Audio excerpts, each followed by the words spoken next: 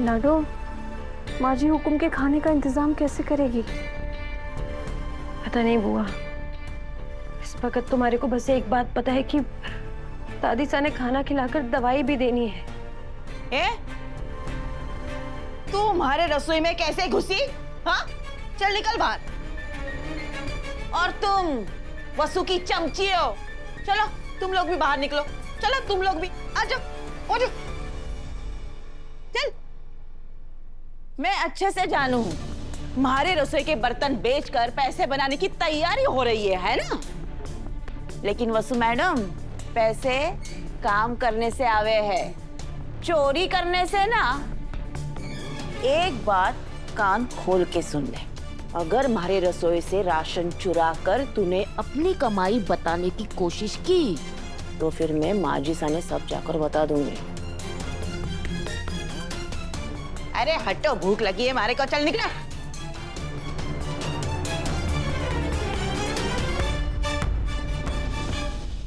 मैं भी कैसी अभागन हूँ बुआ। घर में सबके लिए इतने चाव से मैंने खाना बनाया और किसी ने चखा तक भी ना।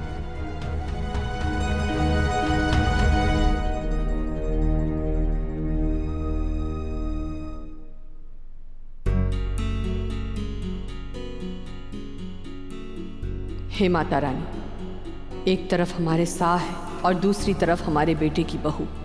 हम अपने साह की जिंदगी के साथ खिलवाड़ नहीं कर सकते, लेकिन एक लड़की के साथ अन्याय भी नहीं होने देना चाहते। ऊपर से अब माजी सा की शर्त, उनकी तबीयत भी अब आपको ही संभालनी होगी। आपको ही कोई हल निकालना होगा ताकि वसुधा उनकी शर्त पूरी कर सके।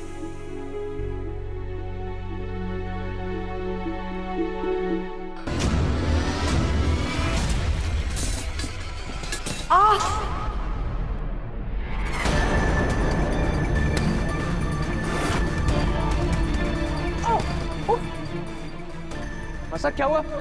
क्या हुआ? अरे उठिए, ये कैसे हुआ? उठो। अरे आप घबराइए मत। बुआ, ठंडा पानी लेकर आइए जल्दी। जल्दी डॉक्टर को कॉल करो। जी भाई साहब। भाई साहब, हाँ डॉक्टर को आने में आधा घंटा लगेगा। आधा घंटा? अब तक चंदा दर्द में कैसे रहेगी? वसु, तुम्हारे पास कोई घरेलू नुस्खा है जिससे चंदा को थोड़ी राहत मिल सके जब तक डॉक्टर नहीं आते तब तक? मैं भी लेप बना कर लेकर आती हूँ। हाँ जल्दी। भाई साहब,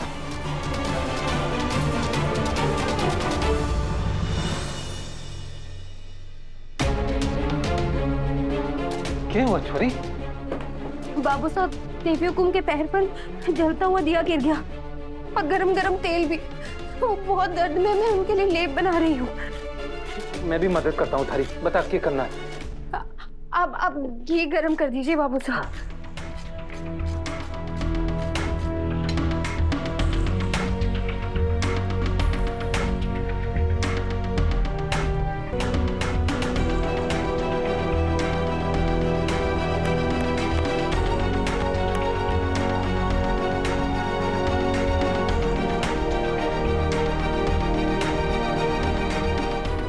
चलिए।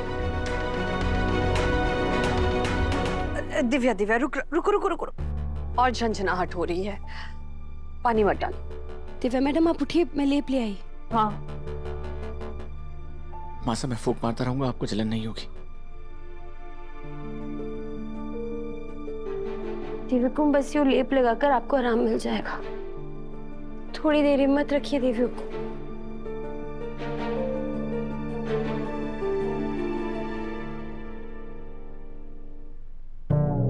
यो अच्छा है, पहले माजी सा के चक्कर में किसी को खाने को ना मिला और अब भाभी सा के चक्कर में खाते खाते उठ कर आना पड़ा।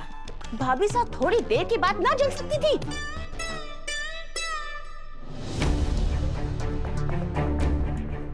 माँ साहब, लेप से कुछ आराम मिला? हाँ। थैंक यू वेरी मच वसु बेटा। आज तुम ना होती तो तुम्हारी बड़ी हुकुम अभी भी दर्द में होती। सच में हमारी वसु के हाथ में जादू है। बिल्कुल सही कह रहे हैं काकू साहब। अगर डॉक्टर को भी बुलाते ना तो इतनी जल्दी आराम नहीं मिलता जितनी जल्दी वसु के लेप की वजह से मिल गया। थैंक यू वसु। सिर्फ थैंक यू से काम ना चलेगा दिव्या मैडम। अगर आज डॉक्टर आते तो आप उसे भी फीस देते। हमारे को भी हमारी फीस चाहिए। शाबाश।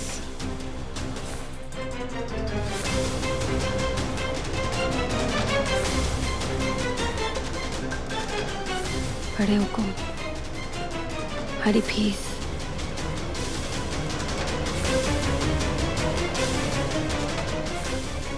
घोर कलयुग है रे बाबा, घोर कलयुग।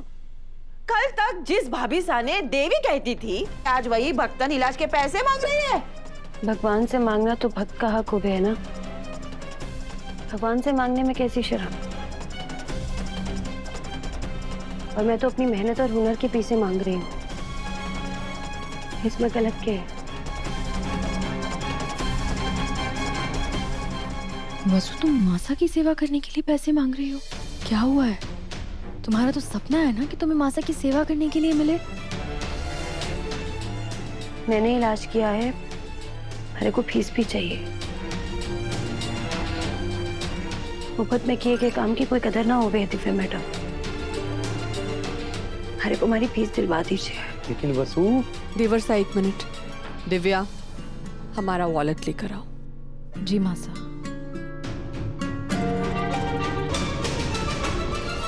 वसुधा, तुम यहाँ पे काम करने के पैसे नहीं लेती। आज अगर तुम हमें लेप लगाने के पैसे मांग रही हो, हम वो मोल जरूर देंगे। लेकिन हाँ, अगली बार से इलाज करने से पहले कितने पैसे होंगे वो तय कर लेना।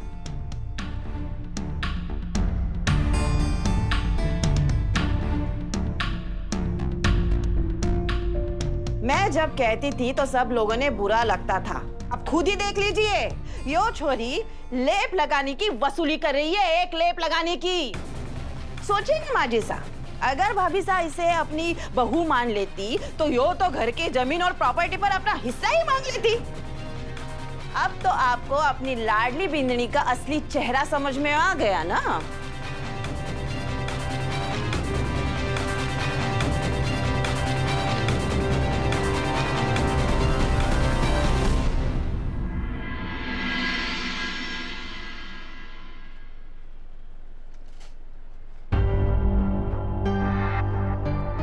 जल्दी से राशन लेकर जाऊंगी, तभी तो दादीसा के लिए खाना बना पाऊंगी। अरे क्या कर रहे हो भैया? अरे मैडम देखो ना, एकदम बराबर है। आप तब से चीनी निकाले जा रहे हैं, आप चीनी वापस डालिए, हमने तो पैसे नहीं देंगे। अरे मैडम आप तराजू देखिए ना। काकी साहब, अब वो हमारे को हमारी दादीसा के लिए रसोई बनाना है, तो पहले मैं अपना सामान ले लूं। देखो, जब तक हमारे मसले का हल ना निकलता तब तक मैं यहाँ से नहीं हिलने वाली, चाहे पूरा उदयपुर क्यों ना रुक जाए। डालिए चीनी। यहाँ आसपास कोई दूसरी दुकान भी ना है, हमारे को ही कुछ करना होगा।